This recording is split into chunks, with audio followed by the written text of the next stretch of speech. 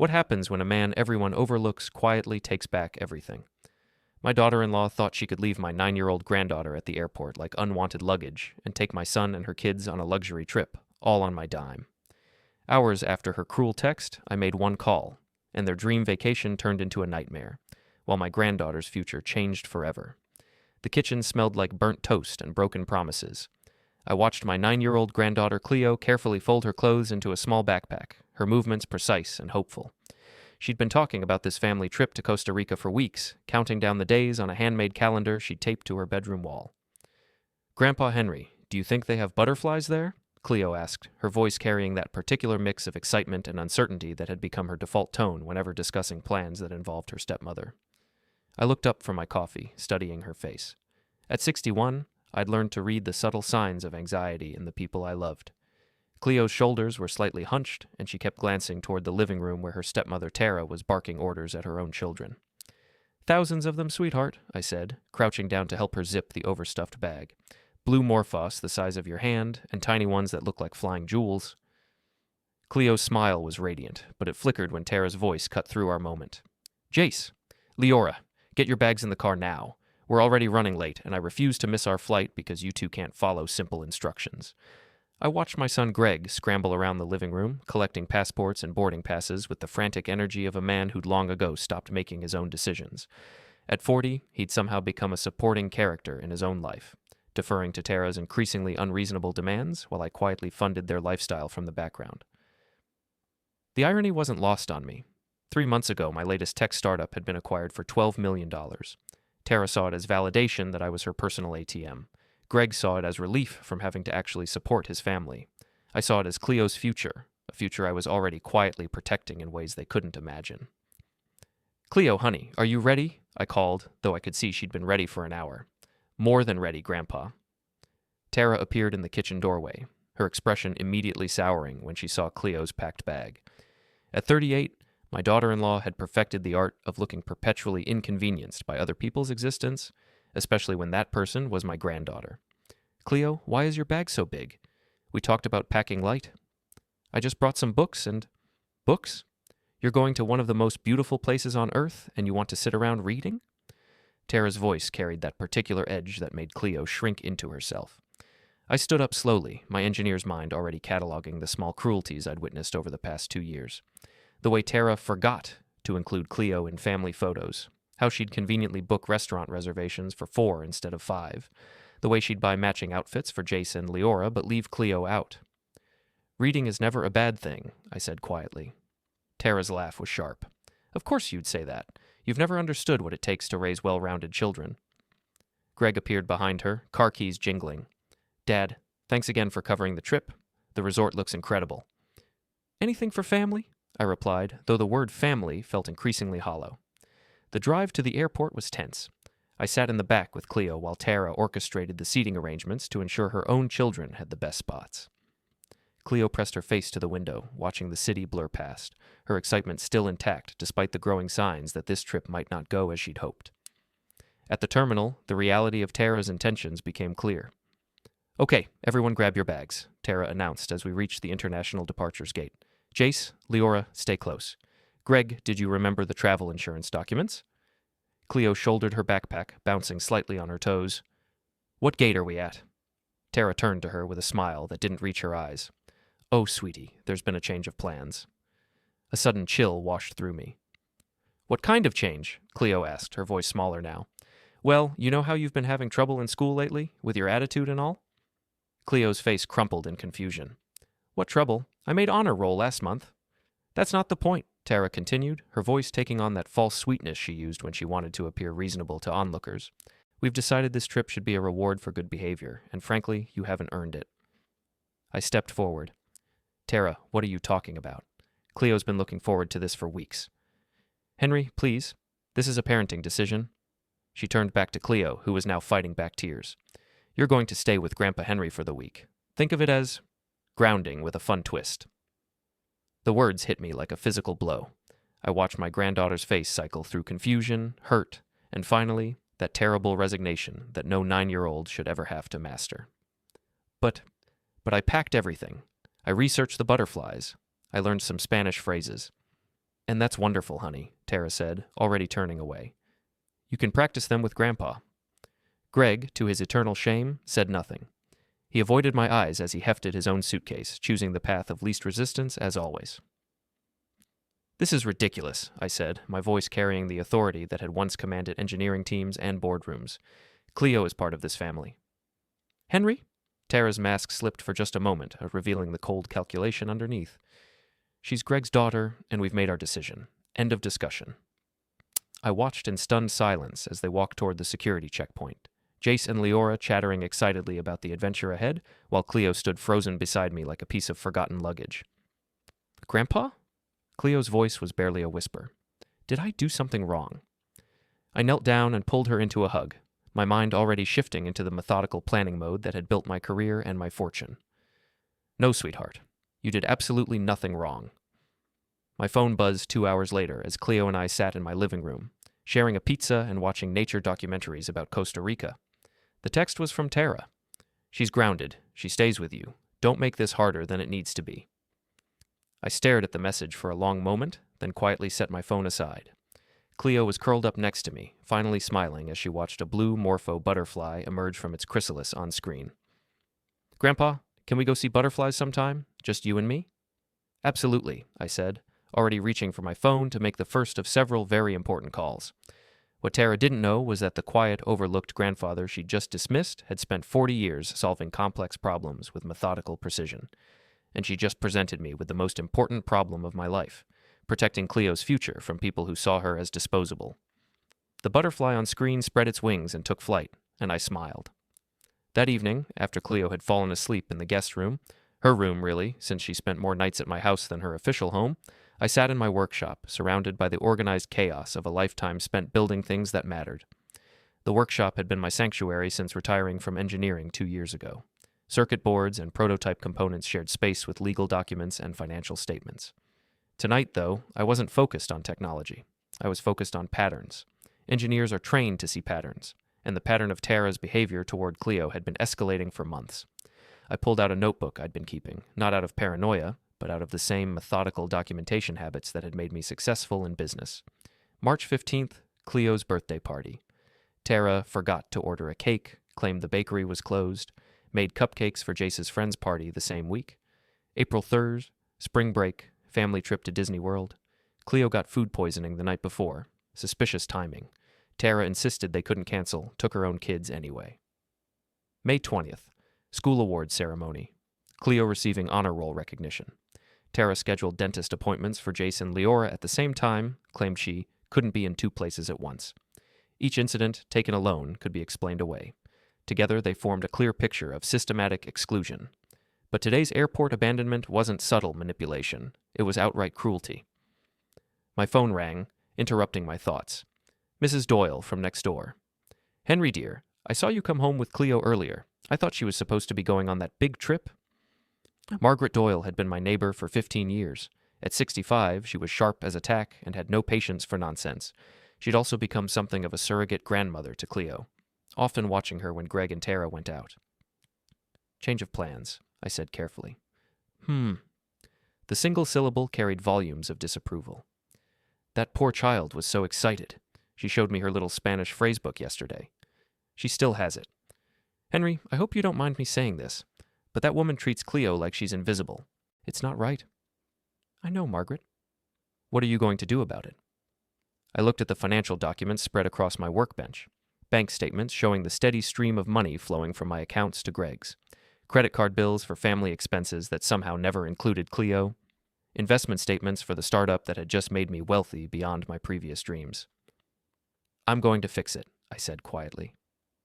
After hanging up, I opened my laptop and began reviewing the corporate structure of my latest venture, CloudSync Solutions. The company had developed a revolutionary data integration platform that had caught the attention of 3 major tech giants.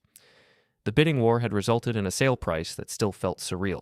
More importantly, the sale had been structured as a complex series of trusts and holding companies, partly for tax purposes, but mostly because I'd wanted to ensure Cleo's future was secure regardless of what happened with Greg and Tara. What they didn't know was that I'd retained controlling interest in several subsidiary companies, and the main trust could be transferred to Cleo at any time with a simple legal procedure I'd built into the original structure. My phone buzzed, a text from Greg. Dad, thanks again for understanding about Cleo. Tara thinks some time apart will help her attitude. I stared at the message, feeling something cold and final settle in my chest. My son, my only child, was actively participating in the emotional abuse of his own daughter. The boy I'd raised to stand up for others was now too weak to protect his own child. I typed back, "We'll talk when you get back." Another message came through, this one from Tara. "Emergency fund access might be needed. Resort has some expensive excursions. Hope you don't mind covering extras." The audacity was breathtaking. She'd abandoned my granddaughter at an airport and was now asking for more money to fund the trip Cleo had been excluded from. I walked upstairs and checked on Cleo.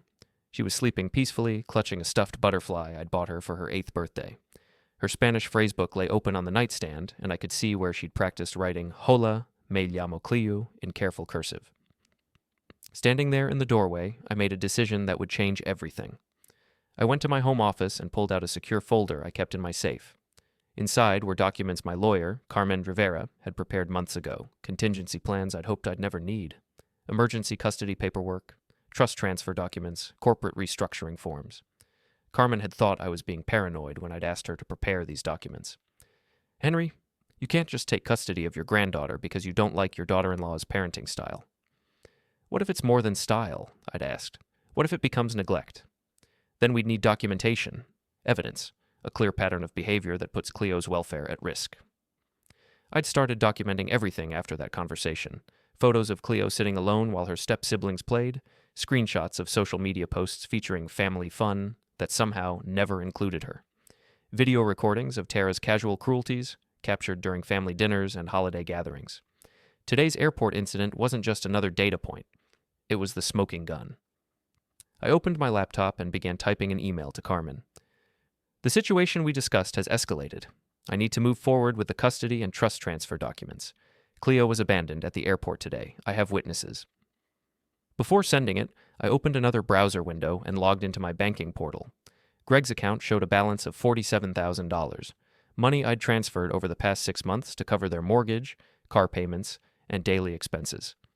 His credit cards, which I'd been paying off monthly, showed charges for resort bookings, first-class flights, and shopping sprees.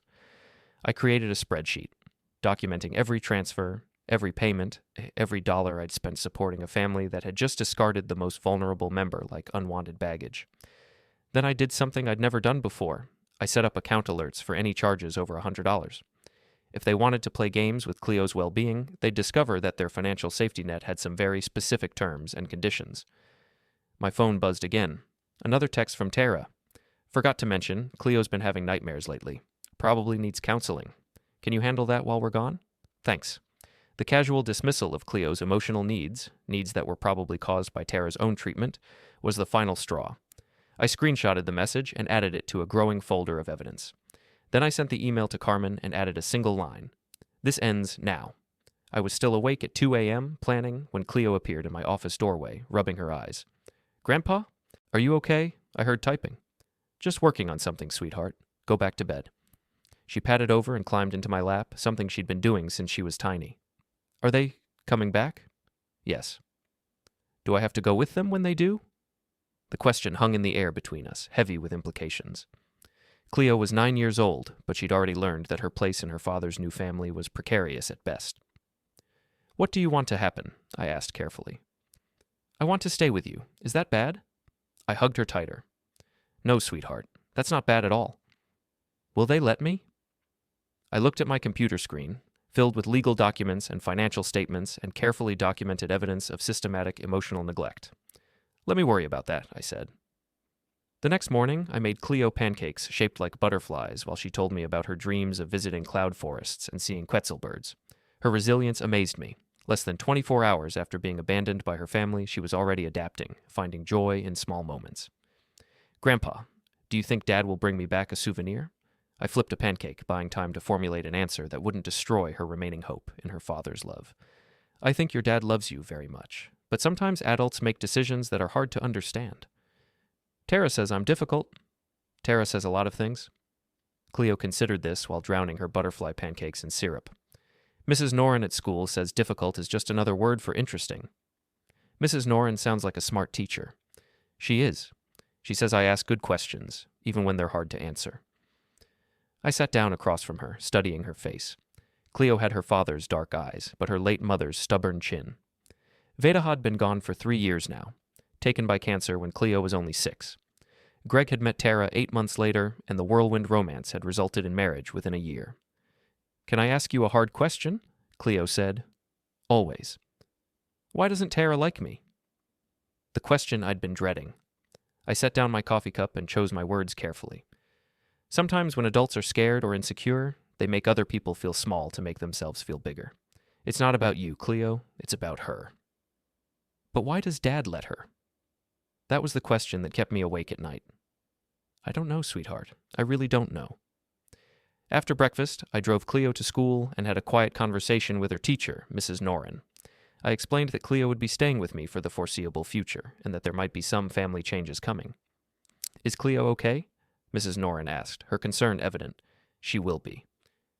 "Mr. Morrison, I hope you don't mind me saying this, but Cleo's been different this year, more withdrawn. She used to be one of our most confident students." "Different how?" "She apologizes constantly for asking questions, for needing help, for existing in the space she occupies. That's not normal behavior for a child her age." I felt something cold settle in my stomach. "Has she said anything about home?" "Nothing specific, but—" Mrs. Noren hesitated. "Last month we had a family tree project. Cleo drew herself on a separate branch, disconnected from the rest of the family. When I asked her about it, she said she wasn't sure where she fit. I thanked Mrs. Noren and promised to keep her updated. Then I drove directly to Carmen Rivera's law office. Carmen had been my attorney for 5 years, handling everything from business contracts to estate planning. She was sharp, discreet, and had a reputation for winning cases that other lawyers wouldn't touch.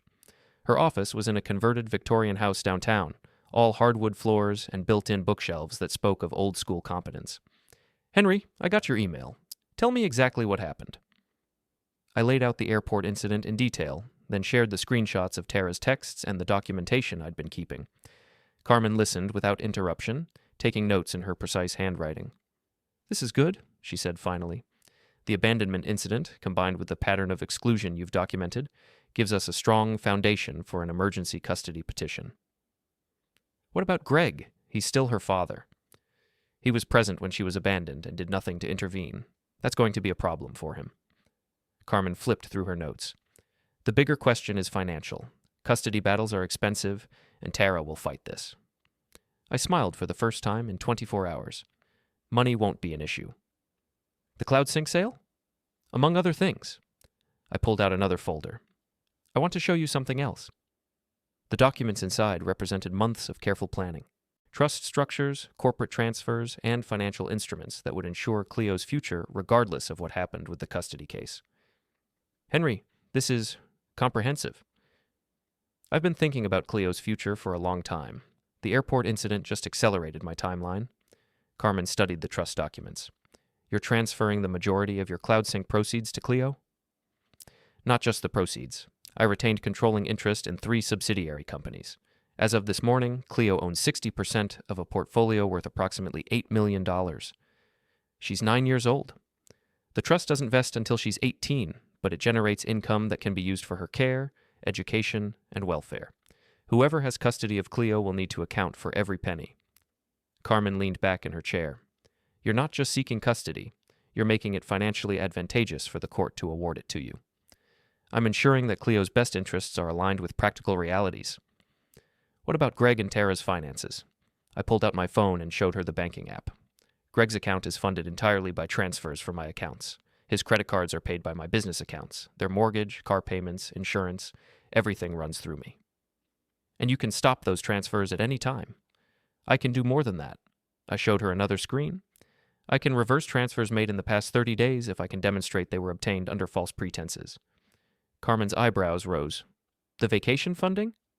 $47,000 transferred over the past month specifically for a family trip that excluded Cleo. I'd say that qualifies as false pretenses. "Henry, you're not just playing chess. You're playing 3-dimensional chess." "I'm protecting my granddaughter." We spent the next 2 hours refining the strategy. Carmen would file emergency custody papers based on the abandonment incident. I would initiate the trust transfers and begin documenting the financial abuse. Most importantly, we would move quickly before Greg and Tara realized what was happening. How long before they figure out the money is gone? Carmen asked. They're in Costa Rica for 10 days. Resort is all-inclusive, so they probably won't notice immediately. But the first time they try to book an excursion or go shopping, you'll have their attention. I'll have more than that. I left Carmen's office and drove to my bank. The manager, David Park, had handled my accounts for years and was familiar with the complex financial structures I'd built around my various business ventures. David, I need to make some changes to the Morrison family accounts. What kind of changes? I handed him a folder of documents. Immediate cessation of all automatic transfers to Gregory Morrison. Reversal of transfers made in the past 30 days totaling $47,000. And I want alerts set up for any attempted charges on cards linked to my accounts. David reviewed the paperwork. This will leave Mr. Morrison's accounts with very limited funds. That's the point? May I ask why? I thought about Cleo sitting alone at the airport, watching her family walk away without a backward glance. Family business, I said. By evening, I'd made 6 phone calls, signed 12 documents, and set in motion a series of events that would fundamentally alter the balance of power in my family.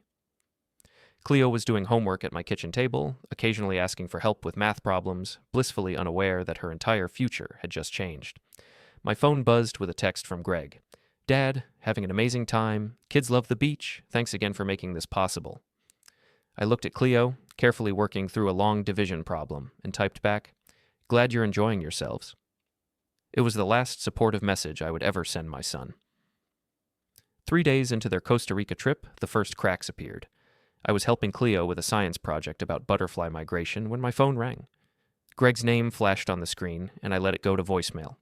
Cleo looked up from her poster board, where she was carefully gluing pictures of monarch butterflies. Was that Dad? Probably. I'll call him back later. The voicemail was predictable. Dad, hey, having a small issue with one of the credit cards. Can you give me a call when you get this? Thanks. I deleted the message and helped Cleo position a map showing migration routes from Canada to Mexico. Did you know that no single butterfly makes the entire journey? It takes 3 or 4 generations. That's sad. They never get to see where they're going. But they trust that their children will continue the journey. Sometimes that's all we can do. Make sure the next generation has what they need to succeed. Cleo nodded seriously, applying glue with the concentration of a surgeon. Is that why you take care of me? That's exactly why. My phone buzzed with a text from Tara. Credit card declined at Hotel Spa. Embarrassing. Please fix ASAP. I screenshot the message and added it to the growing folder on my laptop. Carmen had advised me to document everything, especially their reactions as the financial reality became clear. The next morning, I took Cleo to school early and drove to my old office building. CloudSync Solutions still maintained a small space there, mostly for legal purposes since the acquisition. I had work to do that required privacy and a secure internet connection. The trust transfer documents were complex, requiring digital signatures, notarization, and filing with multiple government agencies. By lunchtime, Cleo Morrison was officially the beneficiary of the Morrison Family Trust, with assets valued at $8.2 million and growing. I also completed another transaction that gave me deep satisfaction. I transferred ownership of CloudSync's 3 subsidiary companies directly to the trust. These weren't just shell companies. They held valuable patents and licensing agreements that generated substantial monthly revenue. My phone had been buzzing steadily for the past hour. 7 missed calls from Greg, 4 from Tara, and a string of increasingly frantic text messages. Greg, Dad, please call me back. Having some issues with the cards. Tara, Henry, this is ridiculous. We're stuck at the hotel because all the cards are declined. Call me immediately. Greg, Dad, I don't understand what's happening. The bank says the accounts are frozen? Tara, this is sabotage. We know you're doing this on purpose. Fix it now. I turned off my phone and drove to Cleo's school. She was waiting in the pickup line with her backpack and a huge smile. Grandpa, Mrs. Noren says my butterfly project is the best in the class. That's wonderful, sweetheart. Want to celebrate with ice cream? Yes. Can we go to Morrison's Creamery? The irony of the name wasn't lost on me. We sat at a corner table, Cleo working on a strawberry cone while I answered emails on my laptop. One message caught my attention, from the property management company that handled Greg and Tara's house. Mr. Morrison, we're reaching out regarding next month's rent payment. Our records show that automatic payments have been discontinued. Please advise on new payment arrangements. I forwarded the email to Carmen with a note. They're about to discover that the financial problems extend beyond their vacation. Cleo was telling me about her day, something about a boy in her class who'd shared his cookies with her at lunch when my phone rang. I'd turned it back on to check messages, and Greg's name appeared on the screen. I should take this, I told Cleo. Dad! Greg's voice was strained, with the particular edge that came from public embarrassment. Thank God. We're stuck in the hotel lobby, and they won't let us check out until we settle the bill. All our cards are declined, and the bank says, Where's Cleo? I interrupted. What? Cleo's with you. Dad, focus. We need help here. You left your daughter at an airport and took a family vacation without her. Now you want my help? Silence. In the background, I could hear Tara's voice rising as she argued with hotel staff. Dad, that's not what happened. Tara thought it would be better for Cleo to... I know exactly what Tara thought. I was there, remember? Okay, yes. Maybe we handled it badly, but we can talk about that when we get home. Right now, we're stuck in a foreign country with no money, and whose fault is that? More silence. Then Tara's voice, sharp and demanding. Give me the phone. Henry. Tara's tone was pure ice. I don't know what game you're playing, but this stops now. Transfer money to our account immediately, or I'm calling the police. And telling them what? That the person who funds your entire lifestyle stopped paying for your vacation? You can't just abandon us here. The irony was so thick I could taste it. Abandon you? Like you abandoned Cleo? That's completely different. Cleo is fine with you. We're stuck in a foreign country. Cleo is 9 years old. She's also impossible to deal with. Do you have any idea how difficult she's been lately? The attitude, the questions, the constant need for attention? I looked across the ice cream parlor at Cleo, who was carefully working her way around her cone to prevent drips. Difficult. This sweet, intelligent child who apologized for existing was being called difficult. Transfer the money, Henry, now. No. The single word hung in the air like a challenge. What did you say? I said no. Figure it out yourselves. I hung up and turned off my phone again. Cleo looked up from her ice cream. Was Dad mad? Your dad is learning some important lessons about consequences. Are they okay? The question gutted me. After everything they'd put her through, Cleo was still worried about their welfare. They'll be fine, sweetheart. They're adults, and they'll figure it out. That evening, I sat in my workshop reviewing the financial documents Carmen had prepared. The numbers told a stark story.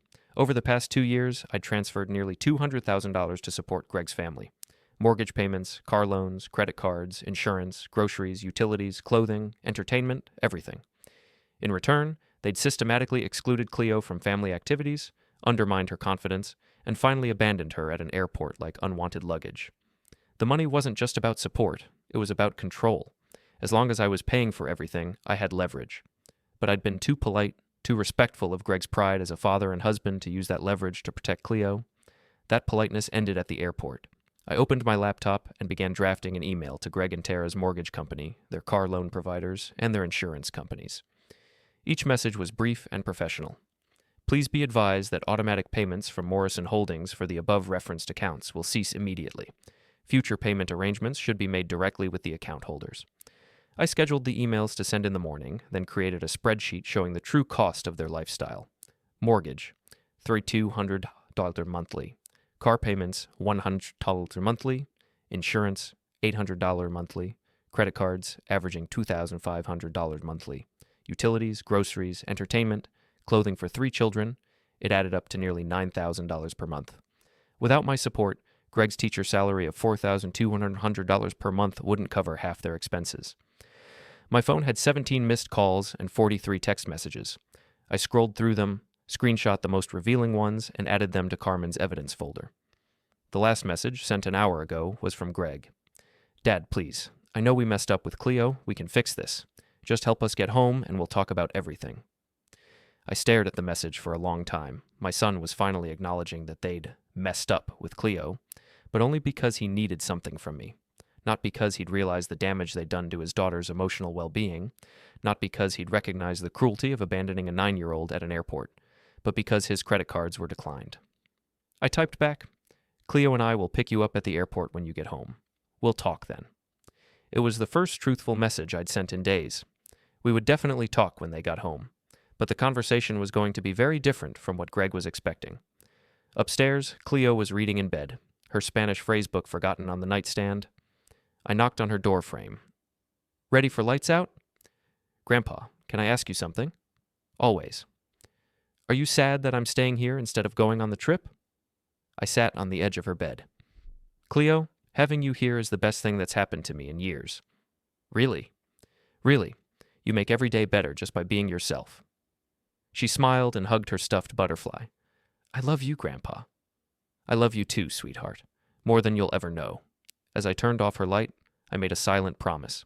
Cleo would never again have to wonder where she belonged or whether she was wanted. Whatever it took, whatever it cost, I would make sure she knew she was loved, valued, and protected. The butterfly on her nightstand seemed to glow in the moonlight, and I smiled. Tomorrow, the real work would begin. The call started at 6 a.m. I was making coffee when my phone exploded with notifications. 17 missed calls from Greg, 9 from Tara, and a string of text messages that ranged from pleading to threatening to hysterical. Greg, Dad, they're saying we have to pay cash for everything. We can't even get breakfast. Tara, this is kidnapping. You can't strand us in a foreign country. Greg, please, Dad. Jace and Leora are scared. They don't understand what's happening. Tara, when we get home, I'm calling my lawyer. This is financial abuse. Greg, we'll do whatever you want about Cleo. Just help us get home. That last message stopped me cold. We'll do whatever you want about Cleo. Not, we realize we were wrong, or we want to make things right with our daughter. Just a negotiation tactic, treating Cleo like a bargaining chip. I turned off my phone and focused on making breakfast. Cleo wandered into the kitchen at 7:30, hair messy from sleep, clutching her stuffed butterfly. Morning, sweetheart. Pancakes or waffles? Can we have both? Like a breakfast buffet? Absolutely. While Cleo set the table, I checked my email. Carmen had sent an update on the custody paperwork, along with a message that made me smile. Henry, I've been practicing law for 22 years, and I've never seen anyone build a more thorough case in such a short time. Whatever happens, Cleo is lucky to have you. There was also an email from David Park at the bank. Mr. Morrison, per your instructions, we've reversed the $47,000 in transfers made to Gregory Morrison's account over the past 30 days. The funds have been returned to your primary account. Additionally, all automatic payments and credit line access have been suspended. I forwarded the email to Carmen with a note. Phase 1 complete. After breakfast, I drove Cleo to school and then headed to the courthouse. Carmen was waiting in the lobby with a briefcase full of documents and a grim smile. Ready to change Cleo's life? She asked. I've been ready for months. The emergency custody hearing was scheduled for 10 a.m. Judge Patricia Hendricks had a reputation for no-nonsense decisions and a particular intolerance for parents who put their own interests ahead of their children's welfare.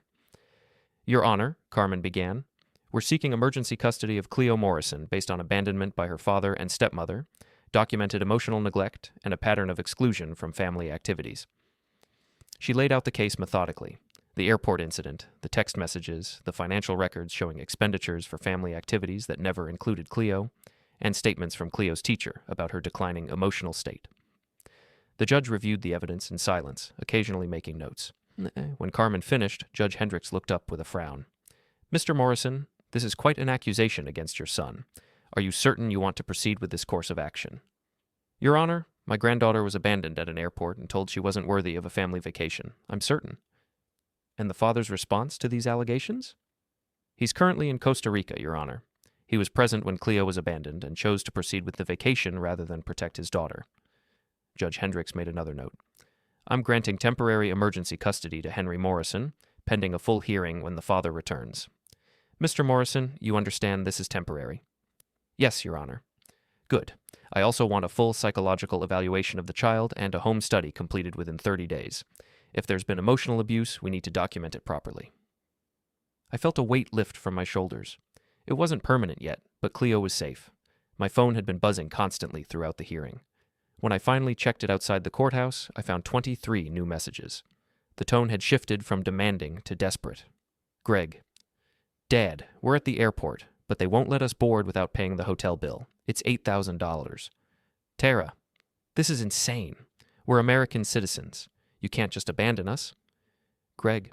The embassy says they can't help unless it's a medical emergency. Dad, please. We'll fix things with Cleo, I promise. Tara. I know what you're doing. You're trying to steal Cleo from us. It won't work. Greg. Dad, I'm begging you. Jace and Leora are crying. They want to come home. I felt a moment of sympathy for Jace and Leora. They were innocent in this mess. But their mother had made choices that led to this moment, and Greg had enabled those choices. I typed back, figure it out. Cleo and I will see you when you get home. Carmen and I celebrated with lunch at a quiet restaurant downtown.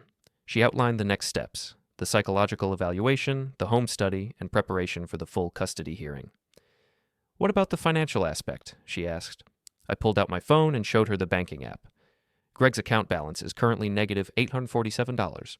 Their credit cards are maxed out and frozen. The mortgage payment bounces in 6 days. You're not just seeking custody. You're ensuring they can't afford to fight it. I'm ensuring that Cleo's welfare is the primary consideration, not their convenience. Henry, I have to ask, are you prepared for the possibility that this destroys your relationship with Greg permanently? I thought about Cleo's face at the airport, the confusion and hurt when she realized she was being left behind. My relationship with Greg was destroyed the moment he chose Tara's cruelty over his daughter's well-being. I'm just making it official. That afternoon, I picked Cleo up from school and took her to the park. She was unusually quiet, pushing herself slowly on the swings while I sat on a nearby bench. "Grandpa, Mrs. Noren asked me if everything was okay at home." "What did you tell her?" "I told her that home is wherever you are." The simple honesty of it nearly broke my heart. "Cleo, I need to tell you something important. I went to court today, and the judge said you can stay with me for a while. Officially." She stopped swinging and looked at me with wide eyes. "Really?" "Really." "What about Dad and Tara?" "They'll come home eventually, and we'll all have a big conversation about what's best for you." "Will they be mad?" "Probably, but that's not your fault, and it's not your problem to fix." She nodded solemnly, then started swinging again. "Grandpa?"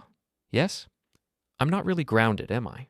That was just something Tara said to make it sound better." Smart girl. "No, sweetheart, you're not grounded. You never were. I knew it. I hadn't done anything wrong." That evening, I sat in my workshop reviewing the corporate transfer documents. Cleo's trust now controlled assets worth $8.2 million, generating approximately $35,000 per month in passive income. It was more than enough to provide her with the best education, healthcare, and opportunities money could buy. More importantly, it meant that whoever had custody of Cleo would be financially secure. The court would certainly consider that factor when making permanent custody decisions. My phone rang at 9 p.m. Greg's number. "Dad, thank God. We found someone to loan us money for the hotel bill. We'll be home tomorrow night." "Good. Dad, about Cleo. We need to talk." "Yes, we do." "Tara's really upset. She thinks you're trying to turn Cleo against us." "I don't need to turn Cleo against you, Greg. You've done that yourselves." Silence. Then, "That's not fair." "Fair? You abandoned your 9-year-old daughter at an airport. You chose a vacation over her well-being. You've spent 2 years allowing your wife to treat Cleo like she's invisible. Don't talk to me about fair." "Dad, I know we made mistakes. Mistakes are forgetting to pack lunch or missing a school play. What you did to Cleo was deliberate cruelty. We can fix this." "No, Greg, you can't, but I can." I hung up and turned off my phone for the night. Upstairs, Cleo was asleep with her Spanish phrasebook open beside her. She'd been practicing the phrases she'd planned to use in Costa Rica, still holding on to the hope that someday she'd get to use them. I closed the book gently and placed it on her nightstand. Tomorrow, I'd start planning a trip to Costa Rica, just Cleo and me. She'd get to see those butterflies after all. But first, we had to survive the storm that was coming home tomorrow night. Their flight landed at 8:47 p.m. on a Tuesday. I know because I'd been tracking it obsessively, the way you monitor an approaching hurricane. Cleo was doing homework at the kitchen table, occasionally glancing at the clock. "Are you nervous, Grandpa?" "A little. Are you?" "I don't know. Is it okay to be scared of your own dad?" The question hit me like a physical blow. "Oh, sweetheart, you're not scared of your dad. You're scared of disappointing him, aren't you?" She nodded, not trusting her voice. "Cleo, listen to me. You have never, not once, been a disappointment. You are the brightest, kindest, most wonderful person I know. If your dad can't see that, it's his loss, not yours." My phone buzzed with a text from Greg. "Landed. Coming straight to your house. We need to talk?" I typed back. "Cleo's doing homework. Give us an hour." "No, now." I showed Cleo the exchange. "Do you want to see them tonight, or would you rather wait until tomorrow?" "Tonight. I want to get it over with." Smart girl. They arrived 43 minutes later. I heard car doors slamming in the driveway, followed by Tara's voice carrying across the evening air. "This is ridiculous. He's manipulating a child to get back at us." I opened the front door before they could knock. Greg looked exhausted, his vacation tan unable to hide the stress lines around his eyes. Tara looked furious, her designer vacation clothes wrinkled and her expression promising war. Jason and Leora hung back behind their mother, confused and tired. Dad, Greg said, his voice carefully controlled, we need to talk. Come in. Cleo appeared in the living room doorway, clutching her stuffed butterfly. For a moment, the tableau was frozen, a family divided by choices and consequences. Hi, Dad, Cleo said quietly. Greg's face crumpled slightly. Hi, baby girl. I missed you. Did you bring me a souvenir? The innocent question hung in the air. Greg glanced at Tara, who was staring at Cleo with undisguised resentment. Things were complicated, Em. We'll get you something special later. It's okay. I didn't really expect anything. The casual acceptance of disappointment in her voice made Greg flinch. Tara stepped forward, her patience clearly exhausted. Cleo, go pack your things. We're going home. Actually, I said calmly, Cleo is staying here. Like hell she is. Tara's mask slipped completely. She's not your daughter, Henry. You can't just decide where she lives. I pulled out my phone and showed them the custody order. Judge Hendricks disagrees. Greg read the document, his face going pale. Dad, what did you do? I protected my granddaughter from people who treat her like unwanted luggage. This is temporary, Tara snapped. We'll fight this. We'll prove you're an unfit guardian. With what money? I asked pleasantly. The question hit its target. Greg and Tara exchanged glances. About that, Greg said carefully. We need to discuss the financial situation. The bank says I stopped funding your lifestyle. That's correct. Dad, we can't survive without your help. The mortgage, the cars. Then you should have thought about that before abandoning Cleo. Tara exploded. We didn't abandon her. We made a parenting decision. She was being difficult and we thought... You thought what? That a 9-year-old deserved to be punished for existing? She's not being punished. She's here with you, which is apparently what she prefers anyway. Because you've made it clear she's not welcome in her own family. The shouting match was escalating, and I could see Cleo shrinking into herself. Jace and Leora were pressed against the wall, scared by their mother's fury. Enough, I said quietly, but with enough authority to cut through the noise. Cleo, take Jace and Leora to the kitchen. There's ice cream in the freezer. Cleo nodded and shepherded the younger children away, her natural caretaking instincts kicking in even in crisis. When we were alone, I faced my son and his wife with calm determination. Here's what's going to happen, I said. Cleo stays with me.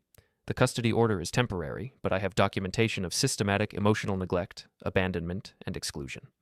The permanent hearing is in 30 days, and unless something dramatic changes, Cleo will remain in my custody. You can't do this, Tara said, but her voice had lost its edge. I already have. I pulled out another folder. I've also made some changes to the financial arrangements. Greg opened the folder and stared at the bank statements. Dad, these accounts are empty. I reversed the $47,000 you spent on a vacation that excluded Cleo. I've also terminated all automatic payments and credit line access. But the mortgage is your responsibility. You're a 40-year-old man with a teaching job. Figure it out. Tara was reading over Greg's shoulder, her face growing pale. You can't just cut us off. We have children to support. You have 2 children to support. Cleo is my responsibility now. This is financial abuse.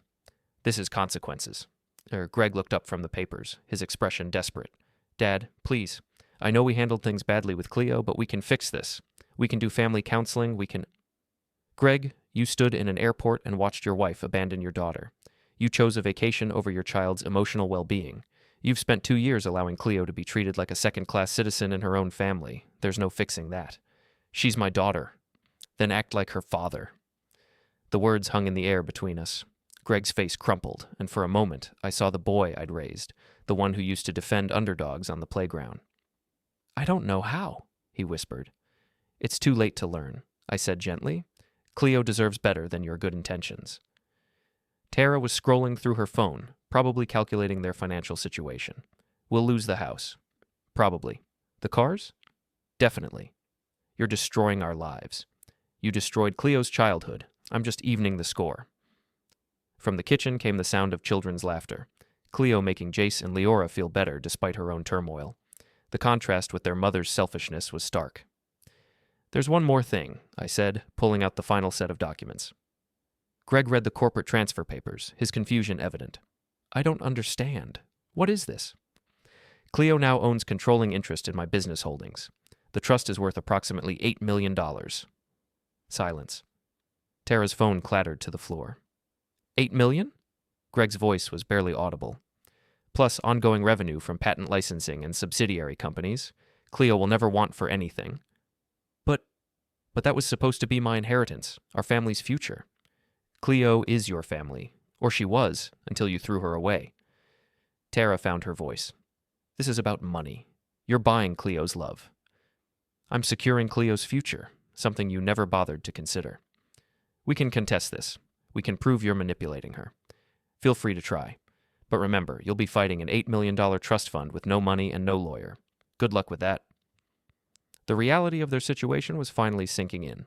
Greg slumped in his chair, while Tara paced the room like a caged animal. What do you want? Greg asked finally. I want Cleo to be safe, loved, and valued. I want her to grow up knowing she matters. And us? I looked at my son, the boy I'd raised, the man I'd supported, the father who'd failed his own daughter. That's up to you, Greg. You can fight this and lose everything, or you can accept that Cleo is better off with me and try to rebuild some kind of relationship with her. And the money? Gone. All of it. You're on your own. From the kitchen came Cleo's voice, patient and kind. It's okay, Leora. The ice cream will make you feel better. She's taking care of your children, I said quietly. Even now, after everything you've put her through, she's making sure Jace and Leora are okay. That's the kind of person she is. Greg's eyes filled with tears. I love her, Dad. I really do. I believe you, but love without action is just words, and your actions have been clear. Tara stopped pacing. So that's it? You just steal our daughter and our money, and we're supposed to accept it? Cleo was never yours, Tara. You made that clear every day for 2 years. And if we fight this? I smiled, but there was no warmth in it. Then you'll discover just how thorough my documentation has been. Every cruel comment, every exclusion, every moment you made Cleo feel unwanted. I have records, photos, videos, witness statements. Do you really want all of that presented in open court? The fight went out of her. She sank into a chair, finally understanding the scope of what she'd lost. Cleo, I called. Can you come here for a minute? She appeared in the doorway, flanked by Jace and Leora, who were clutching ice cream bowls. Cleo, Greg said, his voice breaking. I'm sorry. I'm so sorry, baby girl. It's okay, Dad. No, it's not okay. What we did to you, leaving you at the airport, it was wrong. I was wrong. Cleo nodded solemnly. I know. Can you forgive me? I forgive you, Dad, but I want to stay with Grandpa. The simple honesty of it destroyed Greg. He buried his face in his hands and sobbed. Cleo walked over and patted his shoulder awkwardly. It's okay, Dad. You can visit me here. We can still be family, just different. Even in her moment of triumph, Cleo was trying to make everyone feel better. It was exactly the kind of person she was, and exactly why she deserved better than what Greg and Tara had given her. We should go, Tara said finally. Jace, Leora, get your things. Can we stay and play with Cleo? Leora asked. Not tonight, sweetheart. As they gathered their children and prepared to leave, Greg turned back to me. Dad, I know I messed up. I know I don't deserve forgiveness, but Cleo is still my daughter. Can I see her sometimes? I looked at Cleo, who nodded. Supervised visits, I said. Here, and only if Cleo wants to see you. Thank you. Don't thank me, Greg. Thank Cleo. She's a better person than either of us deserves. After they left, Cleo and I sat on the couch in comfortable silence. She was still clutching her stuffed butterfly, processing everything that had just happened. Are you okay? I asked. I think so. It's weird, though. I thought I'd be sadder. Why aren't you? Because for the first time in a long time, I feel safe. I hugged her close. You are safe. You always will be. Grandpa. Yes? Can we still go see butterflies sometime? Real ones, not just pictures? I smiled. Absolutely. Where would you like to go? Costa Rica. I still have my Spanish phrasebook. Then Costa Rica it is. Just you and me? Just you and me, she agreed. Outside, a car engine started and faded into the distance.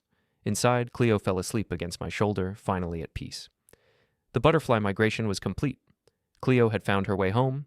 The blue morpho butterfly landed on Cleo's outstretched finger like a living jewel.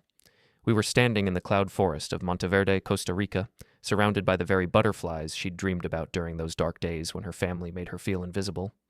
Grandpa, look, it's not scared of me. Why would it be scared? You're part of the forest now.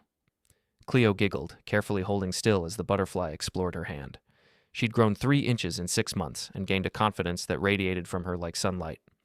The scared, apologetic child who used to shrink from attention had become a curious, joyful girl who asked questions without fear and took up space without shame. ¿Puedo tomar una foto? She asked our guide in careful Spanish. Por supuesto, he replied, grinning at her pronunciation. Cleo had been practicing Spanish with a tutor twice a week, determined to make this trip everything she'd dreamed it would be.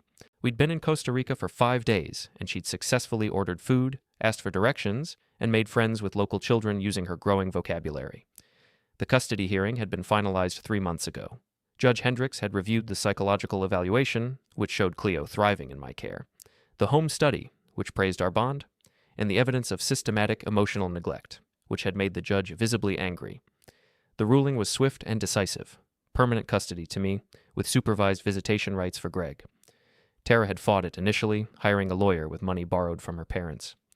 But when Carmen presented the full documentation, videos of Tara excluding Cleo from family photos, screenshots of social media posts featuring family fun that never included Cleo, witness statements from teachers and neighbors, the case collapsed. The judge had been particularly unimpressed with Tara's explanation for the airport abandonment. The financial consequences had been severe. Greg and Tara lost the house, both cars, and had to move into a cramped apartment across town. Greg was working 2 jobs now, teaching during the day and tutoring at night, trying to rebuild their finances from scratch. Tara had taken a retail job and seemed perpetually angry about their reduced circumstances. But Cleo was flourishing. The trust fund generated enough income to provide her with excellent private tutoring, music lessons, art classes, and travel opportunities. More importantly, she was surrounded by people who valued her intelligence, celebrated her curiosity, and made her feel genuinely wanted. "Grandpa, can we send a picture to Dad?" Cleo asked as the butterfly finally flew away. "Of course." She'd been asking to share moments with Greg lately, and I always said yes. Despite everything that had happened, Cleo still loved her father and wanted him to be part of her happiness. It was a generosity of spirit that amazed me daily. Greg had been attending the supervised visits regularly, and slowly, carefully, he was learning to be the father Cleo deserved. Without Tara's influence, they'd separated 2 months ago. He was rediscovering the man he used to be. The visits were still awkward, but there were moments when he helped her with math homework or listened to her practice Spanish, where I could see the father he might become. Tara, predictably, had blamed everyone but herself for the situation. She'd made one attempt to contact Cleo directly, showing up at school with gifts and apologies, but Cleo had politely declined to see her. "She's not my mom," Cleo had explained to me later, and she never wanted to be. That evening, we sat on the balcony of our eco-lodge, watching the sunset paint the cloud forest in shades of gold and crimson. Cleo was writing in the journal she'd been keeping throughout the trip, documenting every butterfly, bird, and adventure. "Grandpa, do you think Mom would have liked this place?" Cleo asked about her biological mother sometimes, usually during quiet moments like this. Veda had passed away when Cleo was 6, and her memories were precious but fragmented. "Your mom loved butterflies almost as much as you do," I said. "She would have loved watching you be so brave and curious." "I wish she could have met you when you were young." "I wish that too, sweetheart." "Do you think she knows about everything that happened, about Tara and the airport and the court stuff?" I considered the question carefully. "I think, if your mom is watching somehow, she's very proud of how strong and kind you've become, and very grateful that you're safe and loved." Cleo nodded and went back to her journal. After a few minutes, she looked up again. "Grandpa, when we get home, can we start planning our next adventure?" "Absolutely. Where would you like to go?" "Everywhere," she said with the confidence of a child who finally believed the world was full of possibilities. "I want to see everything." I pulled out my phone and sent Greg a photo of Cleo writing in her journal, the cloud forest stretching endlessly behind her. The message was simple: "Your daughter is amazing." His reply came quickly: "I know. Thank you for protecting her when I couldn't." It was the most honest thing Greg had said in years. That night, as Cleo slept peacefully in her bed, she'd insisted on the room with the best view of the forest, I sat on the balcony reviewing emails. Carmen had sent updates on several legal matters, including the final dissolution of Greg and Tara's marriage and the completion of Cleo's educational trust. There was also an email from Mrs. Noren, Cleo's teacher. "Mr. Morrison, I wanted to let you know that Cleo's confidence and academic performance have improved dramatically this semester. She's become a leader in the classroom and is helping other students who struggle with shyness. Whatever you're doing, it's working beautifully." I smiled and forwarded the email to Greg. He deserved to know that his daughter was thriving. My phone buzzed with a text from Mrs. Doyle back home. Henry, dear, I've been watering your plants and checking the mail. There's a package from Stanford University addressed to Cleo. Looks official. Stanford. Cleo had written to their entomology department asking questions about butterfly research, and they'd apparently responded. At 9 years old, she was already thinking about her future in science.